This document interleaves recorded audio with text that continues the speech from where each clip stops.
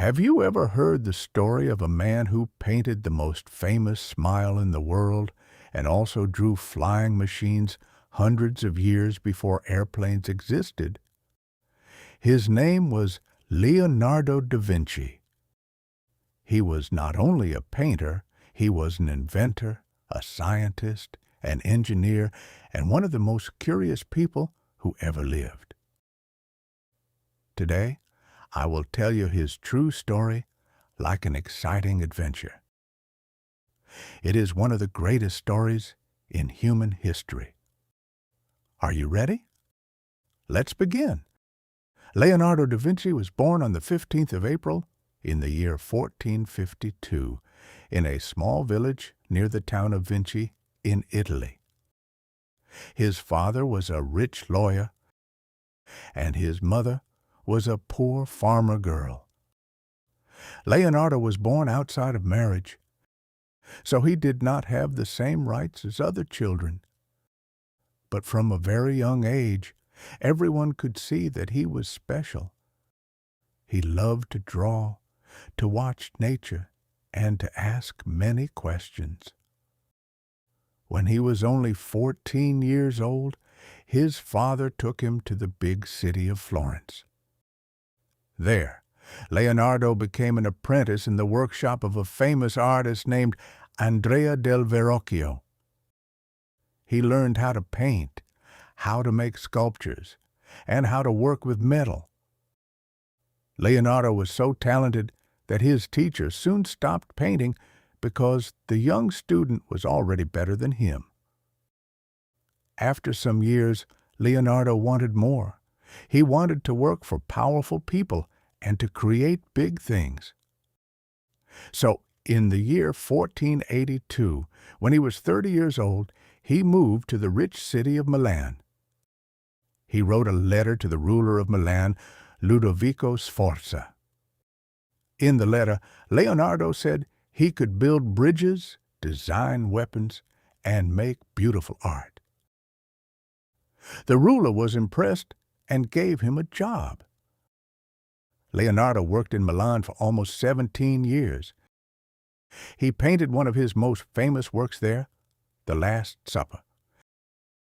It shows Jesus and his 12 apostles at their last meal together. The painting is huge and is on the wall of a church. People still go to see it today because it looks so real and emotional. But Leonardo did much more than painting. He filled many notebooks with ideas. He drew machines that could fly like birds. He designed a parachute. He invented an early version of a tank. He even drew a robot that could move its arms. Most of these inventions were never built in his lifetime, but the ideas were hundreds of years ahead of his time. Leonardo also wanted to understand the human body. He secretly studied dead bodies in hospitals. He cut them open and drew every bone and muscle. This was very dangerous at that time because the church did not allow it, but Leonardo did it anyway because he wanted to know the truth. He wrote all his notes in a special way. He wrote from right to left, like in a mirror. This is called mirror writing. Some people think he did it so nobody could easily read his secret ideas. After many years in Milan, Leonardo returned to Florence. There he started his most famous painting, the Mona Lisa. People have been trying to understand her smile for more than 500 years. Leonardo worked on this painting for many years. He took it with him everywhere he went. He never really finished it the way he wanted. Leonardo was a perfectionist. He often started big projects but did not finish them. He was more interested in learning and discovering new things than in finishing one painting. He moved between powerful leaders. He worked for the Duke of Milan, for the ruler of Florence, and even for a dangerous military leader named Cesare Borgia. Everywhere he went, he continued drawing, inventing, and studying.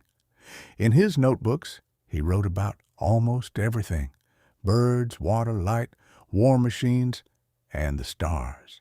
He drew the famous Vitruvian Man, a picture of a man inside a circle and a square that shows perfect human proportions. This drawing is still one of the most famous images in the world. When Leonardo was older, he went to Rome, but he did not get many big jobs there. The new rulers preferred younger artists. So in the year 1516, when he was already 64 years old, Leonardo accepted an invitation from the King of France. The king, Francis I, loved art and science.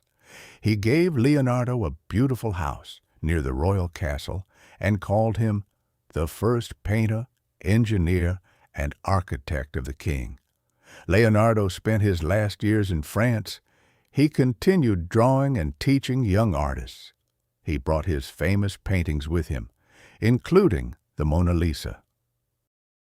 On the 2nd of May in the year 1519, Leonardo da Vinci died. He was 67 years old. According to stories, the King of France was at his side when he passed away. Leonardo left behind only about 15 to 20 finished paintings, but he left thousands of pages of notes and drawings. These notebooks are like a window into the mind of a genius. After his death, many of his ideas were forgotten for a long time, but hundreds of years later, people discovered his notebooks again. They realized that Leonardo had imagined airplanes, cars, and submarines long before they were invented. Today, Leonardo da Vinci is remembered as the perfect example of a Renaissance man. A Renaissance man is someone who is excellent in many different fields: art, science, engineering, and more. His paintings, especially the Mona Lisa and the Last Supper, are among the most famous artworks in human history. His inventions and scientific drawings still inspire engineers and scientists today. Leonardo da Vinci was not just a painter. He was a man who never stopped asking questions and never stopped learning. He showed the world that one person can be curious about everything. His life was full of amazing ideas, beautiful art, secret studies, and big dreams. Even though he lived more than 500 years ago, his story still excites people all over the world. What do you think about Leonardo da Vinci? Was he more of an artist, an inventor, or a scientist? Or was he something even greater, a man who wanted to understand the whole world? Tell me in the comments below. If you enjoyed this story, please like the video, subscribe to the channel for more amazing history stories, and share this video with your friends who love history and great minds. Thank you very much for watching. See you in the next video. Goodbye.